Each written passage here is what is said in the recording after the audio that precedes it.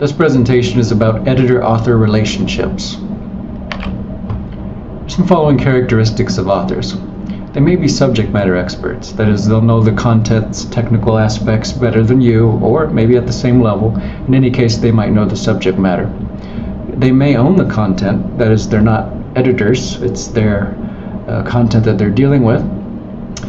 They measure a good collaborative experience with editors by some of these outcomes. They expect that the product will be better than it was before engaging with an editor. They'll welcome an opportunity to learn more about writing. They'll value it when an editor has an objective review of their writing because they themselves are so involved with their own writing they can't see ways to improve it. A sense that the editor respects their writing. They would expect good communication or responses from editors. They'll expect at some points explanations for the changes, if not all of them. They'll expect enforced standards for good writing, and they'll expect to save time by having an editor involved. Here's some things that studies show they dislike. When the editing, of course, is low quality, when it seems as though the editor is just enforcing their own preferences, when the commentary is harsh or minor or picky, when they change the author's meaning, when they forget the writer and do not stay in good contact with them, when their edits seem inconsistent or contradictory, or maybe when they rewrite the author's text and in some cases over-edit. If these seem to be overlapped, it is that some of these are. This is from a study in which they asked many authors what their perceptions of editing and engaging with editors was, and so these were some of their comments.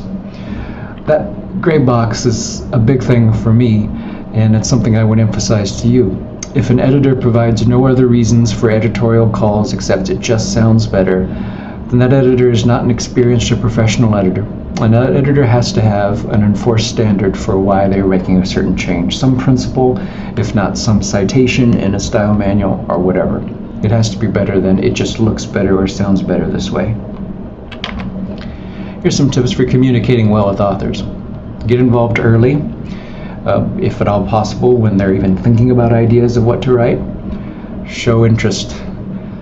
Clarify expectations up front, such as what level of edit, copy or comprehensive, what their purpose and audience is for their writing, how they would like to do the editing, whether paper or on screen, what manual they want to follow, what deadlines and methods of contact, how often the author wishes to be updated, and so on. These are clarifications of expectations, especially when there's money involved.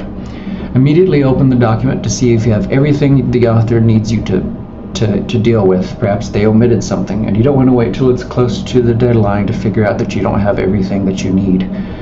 Save the document in two versions, which is pretty obvious, the original and the edited, but some people might just start editing immediately on the file that they have. It's better to have two versions.